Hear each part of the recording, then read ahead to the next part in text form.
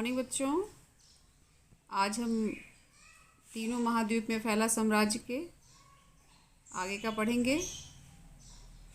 आइए हम अपने विषय की तरफ चलते हैं। लिंग, साक्षरता तथा संस्कृति, ये हमारा अगला टॉपिक है और इसमें बच्चों हम जानेंगे कि वहाँ पर किस तरह की सामाजिक व्यवस्था थी। जैसे हम इसमें सबसे पहले परिवार के बारे में जानेंगे। यहाँ पर एकल परिवार का प्रचलन था। एकल परिवार मतलब न्यूक्लियर फैमिली, जिसमें माँ बाप और बच्चे। वयस्क पुत्र अपने पिता के परिवार के साथ नहीं रहते थे और वयस्क भाई बहुत कम साझे परिवार में रहते थे। मतलब ये लोग अपने जैसे ही लोग बड़े हुए, इनका शादी ब्याह हुआ, ये अपने परिवार से अलग हो जाया करते थे। इस समाज में महिलाओं को महत्वपूर्ण स्थान प्राप्त था। उन्हें संपत्ति के स्वामित्व व संचालन का कानूनी अधिकार प्राप्त था और जो उनकी संपत्ति होती थी, शादी ब्याह में जो उन्हें मिलता था, उस पर उनका व्यापक अधिकार था। लेकिन कहीं कहीं कुछ ऐसे साक्ष्य भी मिले हैं जिससे पता चलता है कि महिलाएं पुरुषों के नियंत्रण में ही थी। एक वहां पे कैथोलिक बिशप हुए थे ऑगस्टिन, उन्होंने अपने वृत्तांत में लिखा है कि उनकी माता का उनके पिता द्वारा नियमित रूप से पिटाई की जाती थी। और ऐसे कई उदाहरण हैं कि उस समय पुरुष जो है औरतों पर हाथ उठाया करते थे। तलाक देने की प्रक्रिया वहां पर बहुत आसान थी। पति पत्नी की आपसी सहमति पर ही तलाक हो जाया करते थे। एक तरीके से देखा जाए तो स्त्रियों को स्वतंत्रता तो थी, लेकिन कई मामलों में उनके ऊपर पुरुषों का नियंत्रण भी था। दूसरा है साक्षरता। साक्षरता दर यहाँ पर कम थी और कहा जा सकता है कि काम चलाऊ साक्षरता थी, क्योंकि पोम्पई नगर में जो 79 ईस्वी के ज्वालामुखी फटने से दफन हो गया था, वहां से जो साक्ष्य मिले हैं उनसे यही पता चलता है कि वहां पर काम चलाऊ साक्षरता थी। तीसरा है आपका संस्कृति। वहां पर सांस्कृतिक विविधता थी। विभिन्न प्रकार के धार्मिक संप्रदाय थे, देवी देवता थे, अनेक भाषा बोलने वाले थे, अनेक वेशभूषा धारण करने वाले लोग थे। आप मतलब काफी तरह के वहां पे वैरायटी थी। और लेकिन इतना होने के बावजूद भी रोमन साम्राज्य की एकता जो है बिल्कुल अखंड थी उस समय तक। और जो वहाँ की अधिकांश भाषाएं थी वो मौखिक ही थी, कोई लिपिबद्ध नहीं थी। जब आर्थिक विस्तार, इसमें बच्चों हम यहाँ के अर्थव्यवस्था के बारे में जानेंगे। जैसे बंदरगाह, खान खदान में ईंट भट्ठों व जैतून के तेल की फैक्ट्रियां यहाँ पर काफी अधिक थी और गेहूं, अंगूरी, शराब यहाँ के प्रमुख व्यापारिक मदे थे। स्पेन में जैतून का तेल निकालने का कारोबार था, जो 140 से 160 ईस्वी के वर्षों में चरमोत्कर्ष पर था। जैतून का तेल कंटेनर में ले जाया जाता था, जिसे ड्रेसल 20 कहा गया। ध्यान दीजिएगा, ड्रेसल 20 ये क्वेश्चन में कभी कभी आता है कि ड्रेसल 20 किसे कहते हैं, तो आप इसको ध्यान में रखिएगा। और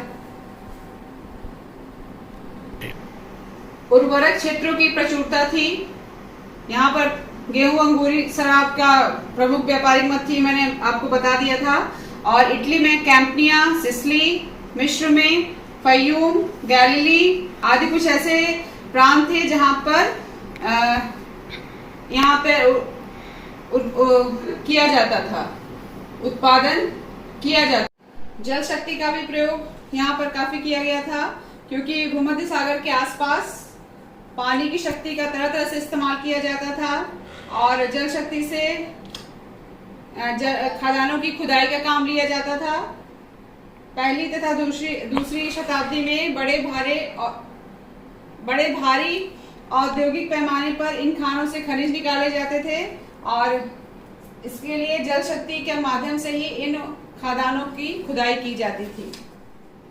उस समय बैंकिंग व्यवस्था भी वहां की बहुत सुदृढ़ थी और धन का व्यापक रूप से प्रयोग किया जाता था। एक तरह से देखा जाए तो बैंकिंग प्रणाली उस समय अस्तित्व में रोमन साम्राज्य में आ चुकी थी। ये सारे पॉइंट जो हैं रोम समाज के अर्थव्यवस्था के विषय में हमें जानकारी देते हैं। अगला हमारा टॉपिक है श्रमिकों पर नियंत्रण। श्रमिकों पर नियंत्रण बच्चों, ये हमारा ये टॉपिक है। इसमें हम जानेंगे कि रोम में जो श्रमिक थे उनकी क्या सामाजिक स्थिति थी। वहां पर दास प्रथा था। दास प्रथा का जबरदस्त प्रचार प्रसार था। हर अमीर आदमी जिसके पास भी पैसा होता था वो दासों को खरीदता था और दास जो है एक तरीके से देखा जाए तो श्रेष्ठता का प्रतीक माने जाते थे। जिनके पास जितना ज्यादा दास उसको उतना ही धनाढ़ माना जाता था। और उस समय जो है रोम की अर्थव्यवस्था में अधिकांश श्रम जो है दासों द्वारा ही किया जाता था और दास पूंजी निवेश का प्रमुख साधन थे। उनके साथ दासों के साथ बड़ा क्रूरतापूर्ण व्यवहार किया जाता था। जो गरीब वर्ग होता था वो इनके प्रति थोड़ा सहानुभूति रखता था, लेकिन जो उच्च वर्ग संभ्रांत वर्ग था वो इनके प्रति बहुत ही क्रूर था और इनके प्रति अगर सहानुभूति दिखाई भी जा रही थी तो वो भी एक हिसाब किताब के आधार पर ही दिखाई जा रही थी। मतलब सारी चीजें बिल्कुल कैलकुलेट करके रखी हुई थी कि अगर किसी दास को या श्रमिक को महत्व देना है तो क्यों देना है। अगला है आपका दास प्रजनन प्रथा का प्रारंभ। अब ये दास प्रजनन क्या है? दास प्रजनन गुलामों की संख्या बढ़ाने की एक ऐसी प्रथा थी जिसके अंतर्गत दासियों और उनके साथ संसर्ग करके बच्चे पैदा किए जाते थे और जो उनके बच्चे होते थे वो आगे चलकर दास बनते थे। इस तरह की प्रथा का रोम साम्राज्य में साक्ष्य मिलता है। दूसरा है आपका श्रम प्रबंधन। श्रम प्रबंधन क्या है? इसमें दासों को या जो कामगार थे उनको छोटे छोटे दलों में विभाजित कर दिया जाता था। वो विभाजन इसलिए किया जाता था ताकि ये पता चले कि कौन काम कर रहा है और कौन कामचोरी। यहाँ पर भी रोमन साम्राज्य में इसका ध्यान रखा गया था। जो ग्रामीण समाज के लोग थे वो ऋणग्रस्तता से जूझ रहे थे। तरह तरह के उनके ऊपर कर थे या उन करों को चुकाने के लिए उनके पास व्यवस्था नहीं थी। अगला हमारा सामाजिक श्रेणियां। रोम में रहने वाले लोगों की सामाजिक स्थिति। समाज 4 भागों में बटा हुआ था।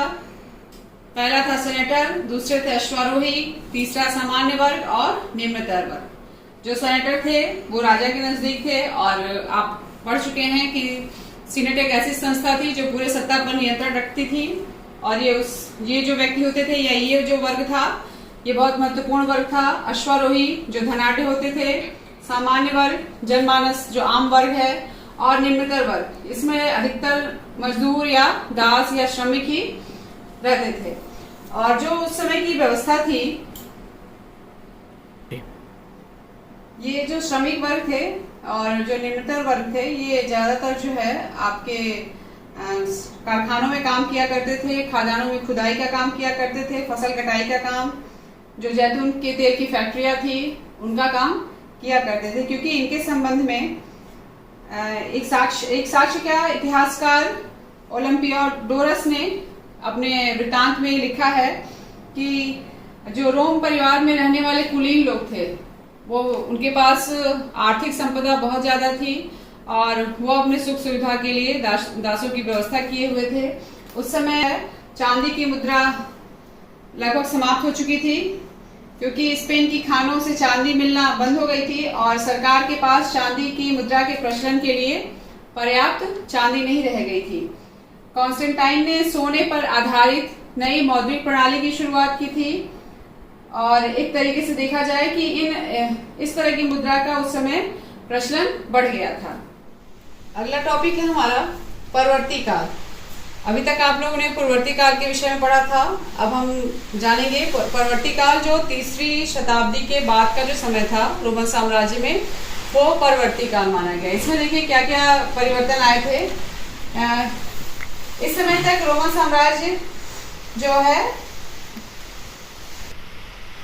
अपने धार्मिक जीवन में काफी परिवर्तन कर चुका था। सम्राट कॉन्स्टेंटाइन द्वारा ईसाई धर्म को राजधर्म घोषित किया गया। इसके अलावा उस समय यहूदी धर्म भी समाज में बहुमान्य था। बहुत लोग यहूदी धर्म का भी पालन कर रहे थे, लेकिन कॉन्स्टेंटाइन द्वारा ईसाई धर्म को ही राजधर्म बनाने का निर्णय लिया गया था। और इसी समय 7वीं शताब्दी में इस्लाम का उदय भी हो रहा था। इसके बारे में हम अगले लेसन में पढ़ेंगे। जो अरब देशों में इसका उदय हुआ था। एक परिवर्तन इस समय और आया था कि सम्राट डायोक्लिशियन द्वारा साम्राज्य की सीमाओं को किलाबद्ध करवाया गया था। चूंकि रोमन साम्राज्य काफी विस्तृत था तो सम्राट ने ये समझ लिया था कि कुछ प्रदेश ऐसे हैं जिनका सामरिक या आर्थिक दृष्टि से कोई महत्व नहीं है, तो उन्होंने उन सीमाओं को या उन प्रदेश की सीमाओं को किलाबद्ध करा दिया, यानी किला बनाकर उनको एक तरीके से घेर के रख दिया। प्रांतों का पुनर्गठन किया गया और जो असैनिक कार्य थे और सैनिक कार्य थे उनका आपस में विभाजन कर दिया गया। कुछ सेनापतियों को अधिक स्वायत्तता मतलब स्वतंत्रता प्रदान किया गया, लेकिन ये स्वतंत्रता जो है आगे चल के उनके लिए घातक साबित हुई और वे अधिक शक्तिशाली होते गए। इसी समय कॉन्स्टेंटाइन ने सॉलिडस नामक एक सोने का सिक्का चलाया था जो लगभग 4.5 ग्राम का था, 4.5 ग्राम का था। ये शुद्ध सोने का सिक्का था और यह सिक्का रोम साम्राज्य के समाप्त होने के बाद भी चलता रहा था। सम्राट कॉन्स्टेंटाइन ने कुस्तुनतुनिया, जो आधुनिक इस्तांबुल है, टर्की की राजधानी है, उसका निर्माण कराया था। यह राजधानी तीनों ओर समुद्र से घिरी हुई थी और चूंकि जब नई राजधानी बनी थी तो नए शासक वर्ग की भी जरूरत थी, तो धीरे धीरे यहाँ पर शासन सत्ता का भी विकास हुआ, मौद्रिक स्थायित्व का भी विकास हुआ, धार्मिक स्थापत्य कला का विकास हुआ क्योंकि शहरी संपदा में समृद्धि हो रही थी, तो तरह तरह के स्थापत्य कला के नए नए आयाम देखने को मिले और भोग विलास के साधनों में भी वृद्धि हो रही थी। मौद्रिक नीति का विकास हुआ, मैंने जैसे बताया कि सिक्कों का प्रचलन हो गया था। अगला है आपका धार्मिक संस्कृति बहुदेववादी थी, यानी यहाँ विभिन्न देवी देवता थे जिनकी पूजा की जाती थी। उसमें आपके हैं जुपिटर, जूनो, मिनर्वा और मार्स, ये प्रमुख देवी देवता थे और ये लोग देवताओं की पूजा करने के लिए मंदिर, मठ और देवालय भी बना के रखते थे। बहुदेववादी स्वयं को किसी नाम से नहीं पुकारते थे, इन्होंने अपने आप को कोई उपाधि या कोई ऐसा नाम नहीं दिया हुआ था।